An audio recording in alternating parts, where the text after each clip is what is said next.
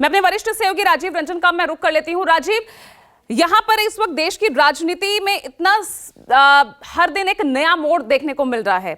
इस वक्त लोकसभा चुनाव 2024 के लिए दो गठबंधन आमने सामने हैं, एनडीए और इंडिया। एक तरफ वो गठबंधन है, अगर हम एनडीए की बात करते हैं, बीजेपी की अगुवाई में, जो एक तरफ देश को पूरी तरह से राममय माहौल में उसने कन्वर्ट कर दिया है, लेकिन दूसरी ही तरफ सबका साथ सबका प्रयास के तहत अपने तमाम जो अभियान है वो उस पर लगातार काम भी कर रही है, हर वर्ग को अपने साथ जोड़ने की कोशिश भी कर रही है, चाहे राष्ट्रीय स्तर पर हो, राज्य स्तर पर हो या बूथ स्तर पर हो। तो वहां पर पिक्चर, एजेंडा, चेहरा, तमाम चीजें क्लियर नजर आती है। और एक तरफ इंडिया गठबंधन है जो कहीं ना कहीं लगता है, कभी सवाल उठते हैं कि ये किसकी अगुवाई में है, क्या कांग्रेस की अगुवाई में ही ये गठबंधन चल रहा है। और जब सवाल ऐसे आते हैं तो नाराजगी भी सामने आती है उनके ही घटक दलों की।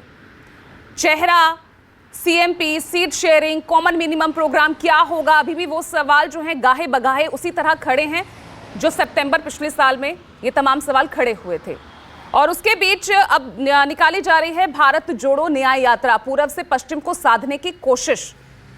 तो अब ऐसे में इस वक्त जब 100 दिन से भी कम का समय लोकसभा चुनाव को लेकर बचा हुआ है, कौन कितने एज पर दिखाई दे रहा है?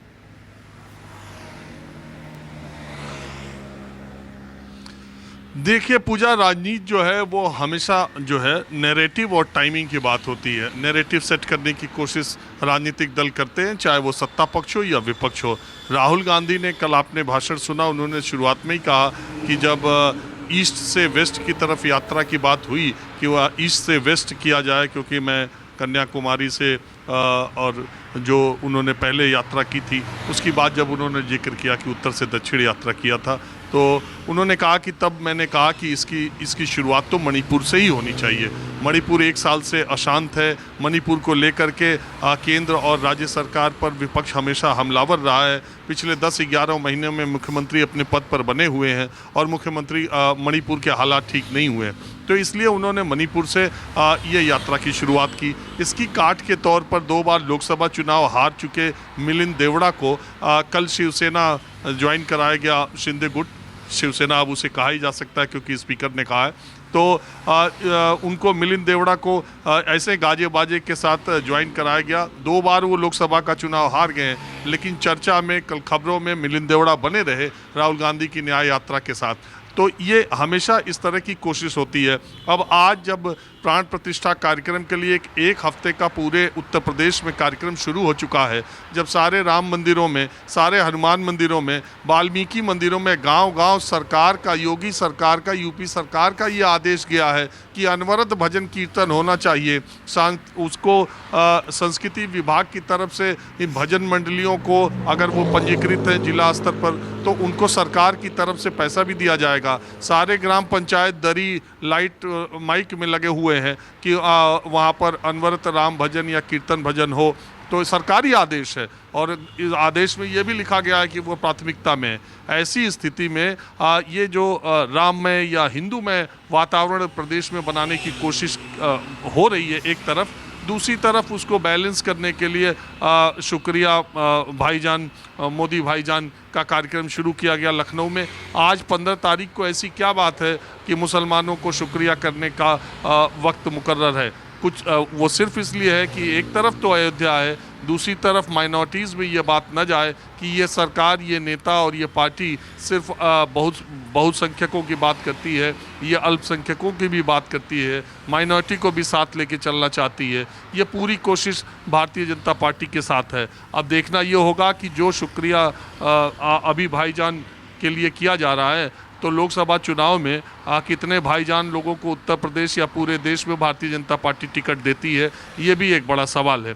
तो ये सारे के सारे नैरेटिव सेट किए जा रहे हैं। राहुल गांधी नॉर्थ ईस्ट में मणिपुर की घटना से इंडिया गठबंधन की तरफ लोग आ सकें, क्योंकि वह भारतीय जनता पार्टी को वहाँ पर सरकार है, इसलिए वो पूरी कोशिश कर रहे हैं। लेकिन मणिपुर के सटे मिजोरम में अभी 2 महीने पहले चुनाव हुआ था, वहाँ कांग्रेस उनकी सभाओं में भीड़ भी हुई, लेकिन आपने देखा कि कांग्रेस का प्रदर्शन वहाँ पर किस तरीके का था।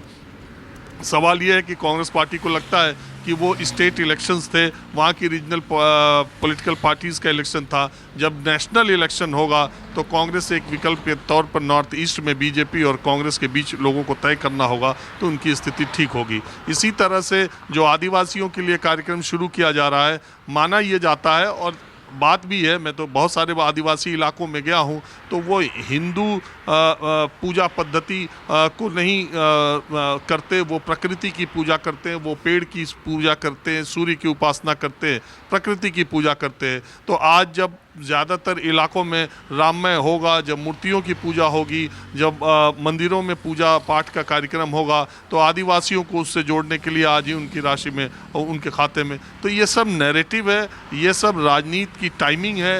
हर पॉलिटिकल पार्टीज अपने अपने हिसाब से पत्ते खेलते हैं, किसको क्या मिलता है, किसको नहीं मिलता है। मूल सवाल ये है कि इंडिया गठबंधन की तरफ से जो राहुल गांधी यात्रा कर रहे हैं, इस पूरी यात्रा के दौरान वो जिन जिन प्रदेशों से गुजरेंगे, इंडिया गठबंधन के लिए वो प्रदेश बहुत ही महत्वपूर्ण है।